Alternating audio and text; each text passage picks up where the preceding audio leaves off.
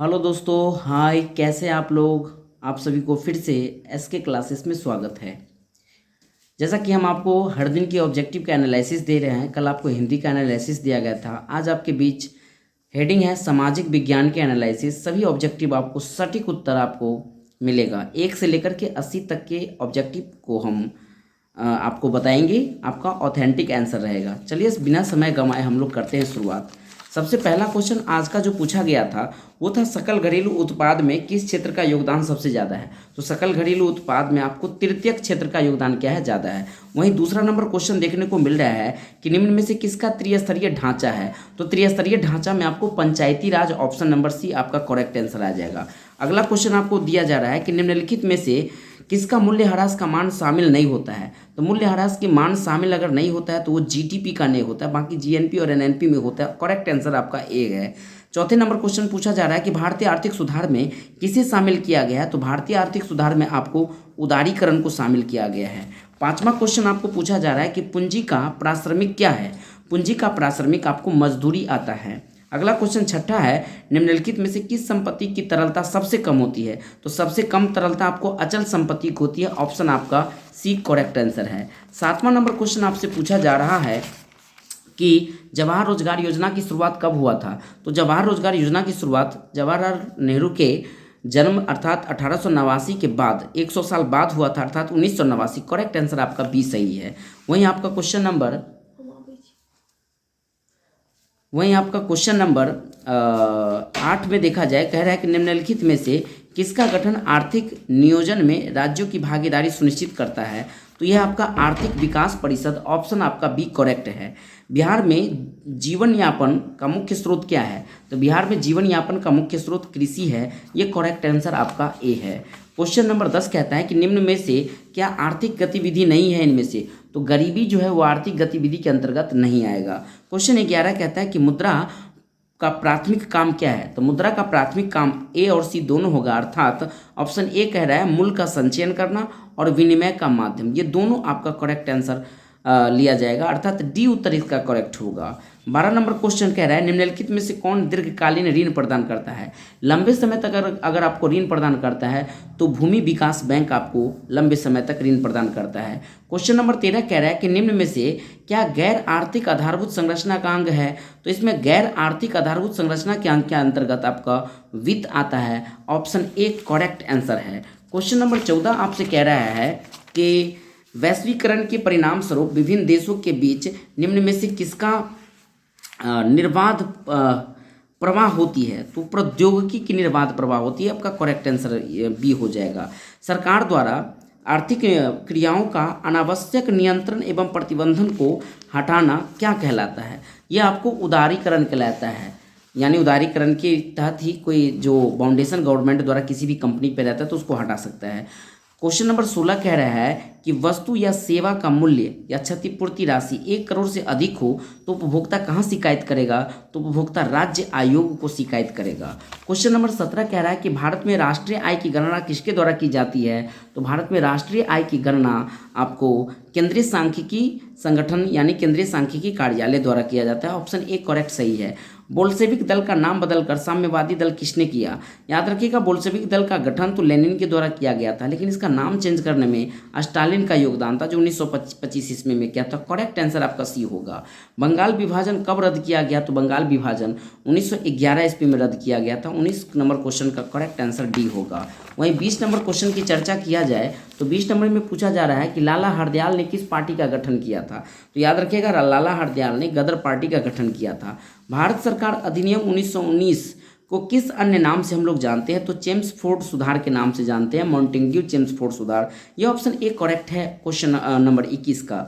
22 number में question कह रहा है कि अखिल भारतीय मुस्लिम लीग की स्थापना किसने की। अखिल भारतीय मुस्लिम लीग की स्थापना मोहम्मद अली जिन्ना के द्वारा किया गया था। करेक्ट आंसर आपका ए है। क्वेश्चन नंबर 23 कह रहा है कि दक्षिणी वियतनाम में बाओ दाई की सरकार निम्न में से किसकी समर्थक थे। तो याद रखिएगा, ऑप्शन सी फ्रांस के समर्थक थे। रूस में कृषि दासता को किसने समाप्त किया। तो रूस में कृषि दासता को जार अलेक्जेंडर द्वितीय ने समाप्त किया था। करेक्ट आंसर आपका बी होगा। पेरिस की प्रधान सड़कों की योजना किसने बनाई थी? तो बोरन हॉसमैन, याद रखिएगा हॉसमैन। ये करेक्ट आंसर आपका ए है 25 का। गांधी जी ने साबरमती आश्रम की स्थापना कहाँ किए हैं? तो गांधी जी ने साबरमती आश्रम की स्थापना आपको अहमदाबाद में किए हैं। करेक्ट आंसर 26 का आपका बी हो जाएगा। 27 नंबर क्वेश्चन आपसे कहता है शेडॉन के युद्ध में किसकी पराजय हुई थी? तो शेडॉन के युद्ध में पराजित होने वाला अगर कोई देश था तो उसका नाम था फ्रांस। ऑप्शन ए करेक्ट सही है। निम्न में से किसने अपने देश में अनिवार्य सैन्य सेवा लागू किया था? तो अनिवार्य सैन्य सेवा लागू करने का श्रेय ऑप्शन सी अर्थात बिस्मार्क को जाता है। क्वेश्चन 29 कहता है कि फ्रांस में किस शासक वंश की पुनर्स्थापना वियना कांग्रेस के द्वारा किया गया था? तो बुबरो शासन वंश की स्थापना वियना कांग्रेस के द्वारा किया गया था। 29 नंबर क्वेश्चन का आंसर डी सही है। 30 नंबर क्वेश्चन की चर्चा किया जाए कि आर्थिक नियोजन किसकी देन होती है? तो आर्थिक नियोजन फ्रांसीसी क्रांति की देन है। करेक्ट आंसर आपका ए हो जाएगा। अगला क्वेश्चन है भारत में सर्वप्रथम आधुनिक सूती कपड़े मिल कहाँ स्थापित किया गया था? तो बम्बे में किया गया था। 31 नंबर क्वेश्चन का आंसर बी है। हो ची मिन कहाँ के शासक थे? तो हो ची मिन दक्षिणी वियतनाम के शासक थे। ये ऑप्शन आपका बी करेक्ट है। निम्नलिखित में से कौन जर्मनी का चांसलर था? तो बिस्मार्क जर्मनी का चांसलर था। करेक्ट आंसर आपका सी हो जाएगा। 34 नंबर क्वेश्चन आपसे पूछ रहा है कि बताइए कि नेपल्स की क्रांति कब हुई थी? तो नेपल्स की क्रांति 1821 ईस्वी में हुई थी। हालांकि 1820 ईस्वी में इसका शुरुआत किया गया था, लेकिन पूर्ण रूप में अगर देखा जाए तो ऑप्शन आपका 1821 है। तो करेक्ट आंसर आपका बी लेना पड़ेगा। वैज्ञानिक समाजवाद का जनक किसे माना जाता है? तो कार्ल मार्क्स को वैज्ञानिक समाजवाद का जनक माना जाता है। ऑप्शन बी आपका करेक्ट आंसर है। वहीं निम्न में से किसे केसर ए हिंद की उपाधि दी गई थी? तो महात्मा गांधी को केसर ए हिंद की उपाधि दी गई थी। इनको याद रखिएगा, ऑप्शन बी सही है।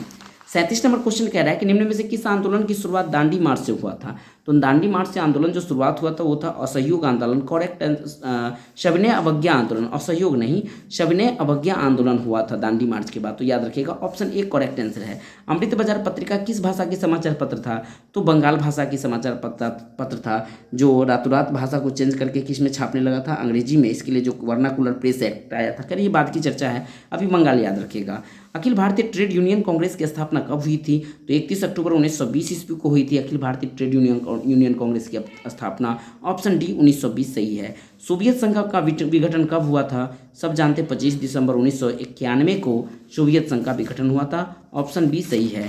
40 के बाद हम लोग अब 41 नंबर क्वेश्चन पर चर्चा करेंगे। राज्यपाल की नियुक्ति कौन करता है? याद रखिएगा, राज्यपाल की नियुक्ति राष्ट्रपति साहब करते हैं। लोक जनशक्ति पार्टी का संगठनकर्ता कौन था? तो रामविलास पासवान को लोक जनशक्ति पार्टी का संगठनकर्ता माना जाता है।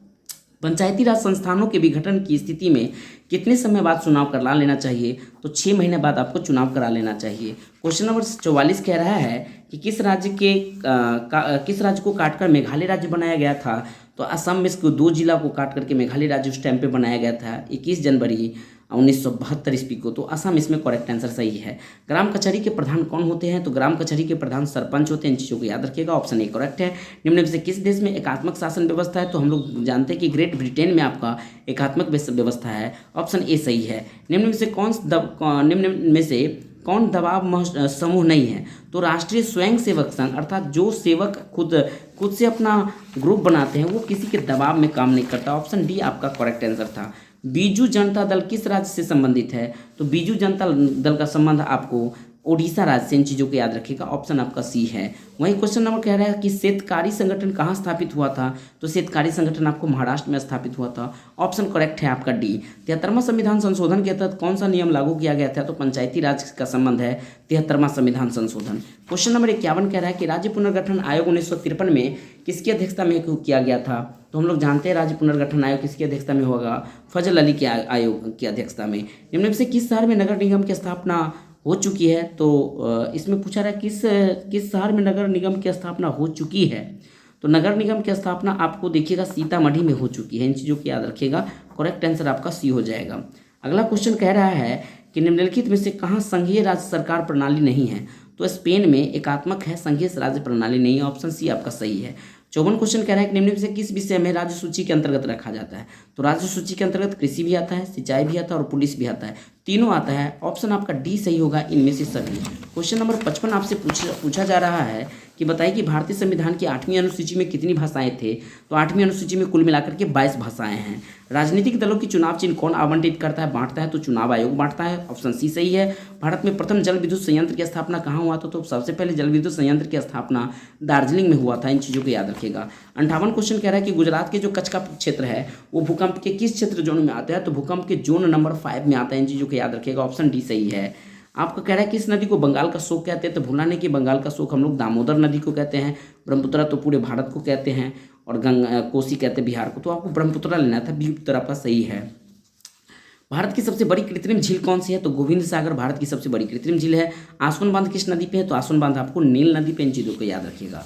क्वेश्चन नंबर 62 आपसे पूछ रहा है कि बताइए कि 2011 के जनगणना के अनुसार भारत की जो विश्व में कौन सा स्थान था? तो दूसरा स्थान था। ये चीज़ तो आप सबको याद है। अगला क्वेश्चन है भारत किस जल डमरू मध्य से श्रीलंका से अलग होता है? तो पाक जल डमरू मध्य। इन चीज़ों को याद रखिएगा। ऑप्शन ए आपका सही है। अगला क्वेश्चन कहता है गंगा की मैदानी भाग में पुरानी जलोढ़ मिट्टी को हम लोग क्या कहते हैं? तो भांगर कहते हैं। इनको याद रखिएगा।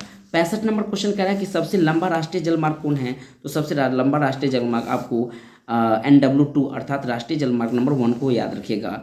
सरिस्का बांध वन्य जीव अभ्यारण्य किस राज्य में है? तो सरिस्का आपको राजस्थान में देखने को मिलेगा। ऑप्शन सी सही है। कैगा कहाँ है? कर्नाटक में। ऑप्शन बी करेक्ट है।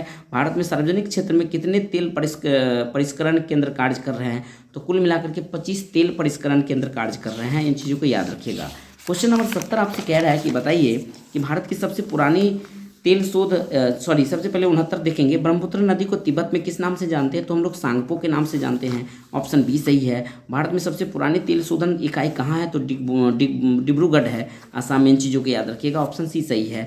निम्नलिखित में से कौन रोपण फसल के अंतर्गत आता है? तो याद रखिएगा रबर हो चाहे हो गन्ना हो, ये सभी आपको रोपण फसल में आता है। ऑप्शन डी सही है। प्राकृतिक गैस किस खनिज के साथ पाई जाती है? तो पेट्रोलियम के साथ आपको प्राकृतिक गैस पाई जाती है। ऑप्शन डी सही होगा।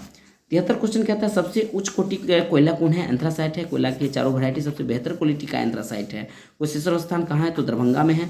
समुच्चय जुताई कहाँ की जाती है? तो पहाड़ी क्षेत्र में आपको समुच्चय जुताई की जाती है। जोहान्सबर्ग में कौन सा पृथ्वी सम्मेलन हुआ था? तो याद रखिएगा द्वितीय पृथ्वी सम्मेलन हुआ था। पहला नंबर जो हुआ था वो रियो डी जेनेरो में हुआ था। आपको द्वितीय नंबर लेना था। हम लोग 76 के बाद 77 नंबर क्वेश्चन को अध्ययन करेंगे। कह रहा है मूंगफली किस प्रकार की फसल है? तो एक प्रकार की खरीफ फसल है। इन चीज़ों को याद रखिएगा। सब्जी उत्पादन में बिहार का कौन सा स्थान है? तो चतुर्थ स्थान है। चौथा नंबर स्थान है, उनको याद रखना।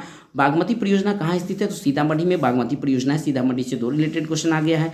2011 की जनगणना के अनुसार बिहार में किस जिले की जनसंख्या घनत्व सबसे अधिक है? तो शिवहर की जनसंख्या घनत्व सबसे अधिक है। ये मैं कुल मिलाकर के आपको 80 क्वेश्चन आपको बताए हैं। 80 का 80 टोटल आपका ऑथेंटिक आंसर है। हो सकता है एक दो आपको मिस्टेक लगता हो तो आप कमेंट करके बताना, उसको सुधार कर लिया जाएगा। बाकी लगभग आपको सबका सब सही है। हम अगला वीडियो जो आपको बनाएंगे वो आपको जो मैथ का जो बचा हुआ है उन मैथ को हम लोग अपलोड कर देंगे। और अगले वीडियो के लिए आप इंतज़ार कीजिएगा। तब तक के लिए धन्यवाद। जय हिंद, जय भारत।